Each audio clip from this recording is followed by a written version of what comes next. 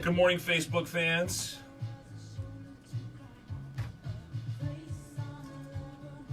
So I've got Kelly. Okay, so we're trying a different angle. Hey, Casey Kelly in the house. Hey. Hi, Casey.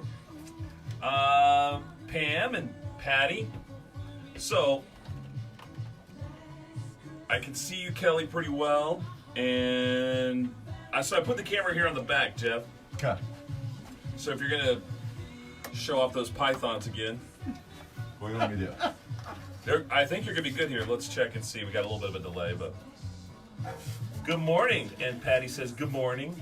And a whole bunch of other people are watching who have not said yet good morning, so I don't know what you guys are thinking.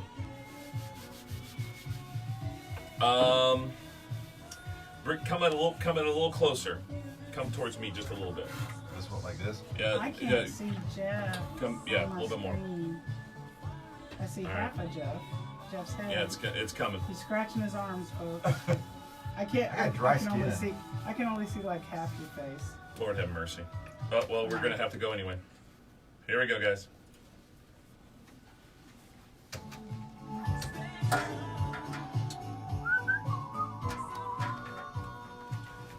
We'll figure this stuff out. It's the Wake Up Call with Phil Quinn, brought to you by Phillips Drugs on Richmond's Classic Hits. It is 6:45, 31 degrees here in the Whitewater Valley. We appreciate you being a part of our Wake Up Call, brought to you by Phillips Drugs, your good neighbor pharmacy. Jeff Lane, Kelly Cruz Nicholson, myself, Phil Quinn, we're all here. And we've got headlines with Jeff Lane. We're also on Facebook Live.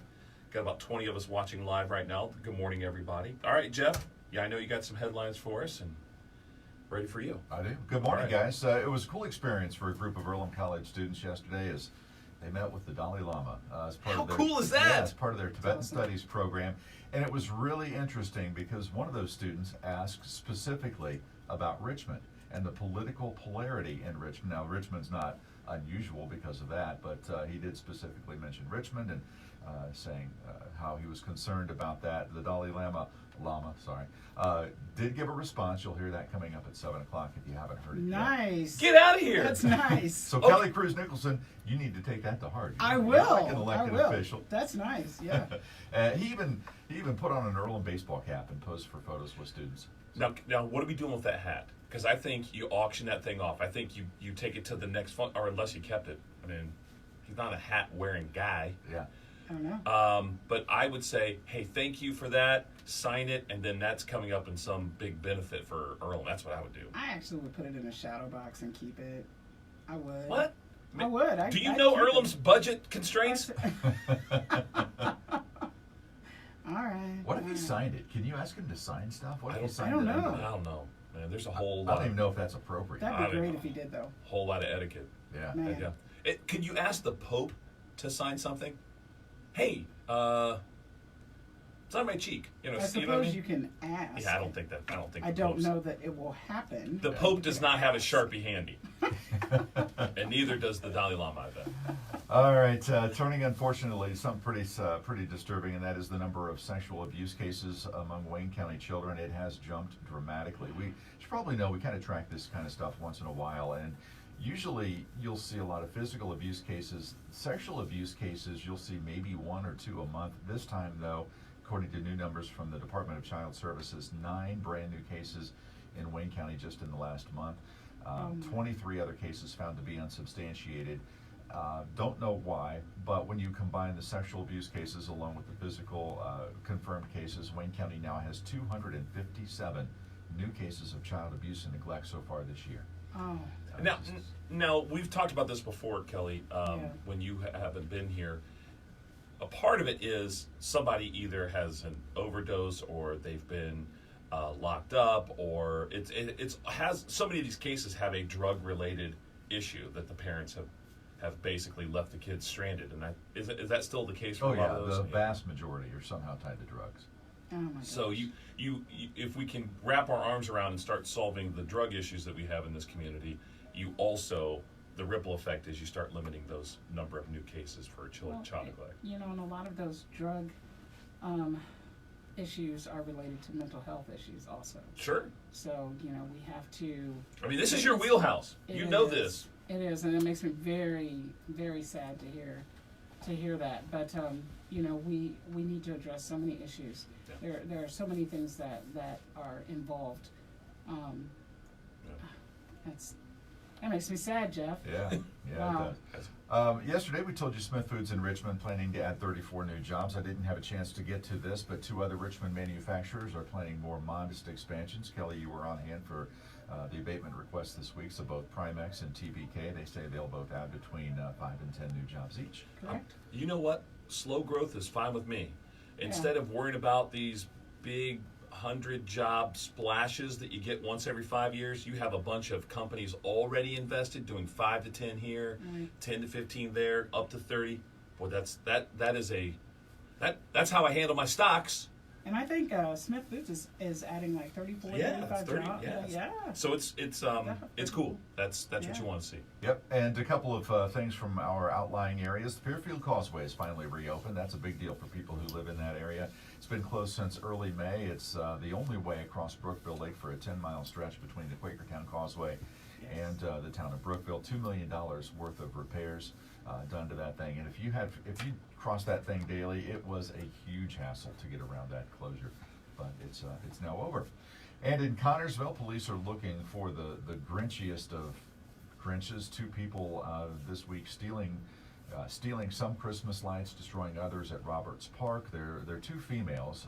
They took the lights from a gazebo, ripped lights off of shelters, smashed them, damaged what's called the Spartan tree. Thing of it is, though, all of it done in broad daylight. Of course, they don't think there are surveillance cameras there, but guess what? There were. And not only that, they got good images of them, and police are now trying to identify them. You can see those images, or at least one of them, on our website. I'll have that up here in the next half hour or so. Yeah, they'll find those guys pretty quickly. Yes, please do. It's punk kids, right? It's 2 girls. 2 girls. Yeah. No, I'm looking at you saying, hey, you got to pick up. I'll assume responsibility for my side. You got to, your side. You got to. No. What do you mean no? I'm not taking that. What a couple of girls doing, ruining Christmas in Connersville. Come on. I mean, it's tough enough. Right. All right, Oh, Jeff. my. Our question of the day, Runnels Chiropractic question of the day. If you never had to do this household chore again, what would it be? All right, mine is specific to my house, and it's. I basically live in a fishbowl. I have humongous windows and a ton of them. So washing windows, for me, is an all-day job, and I'm not kidding. I'm not exaggerating. It is a hassle. They're tall windows too. Yeah, they're long and tall.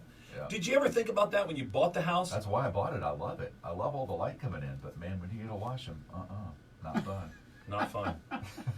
Do you have any curtains? Yeah. Are you a curtain guy? I hate pulling them though. Yeah. Which is why my wife and I battle, because she battles them, or she closes them all the time. Yeah. Okay. So. You want 'em How open. about you, Kelly? What about it? What's your household chore? What do I hate? I thought you were asking me about your windows. Oh. I was like, I'm washing your windows. No, mine is either dishes, but my ultimate is just cleaning the bathroom. I hate that. I hate it. I got 2, my grandson and my niece running around my house all the time, and they like to leave toothpaste and so I come on, Yeah, Come on. I'm okay. So my thing is I need to remind myself, okay, it's time to clean this again or clean that again, because sometimes they'll go a little bit longer than they should. I don't like dusting, and from everything that I've read about it is that I can change the air ducts or clean the air ducts, which I have Barnheiser do.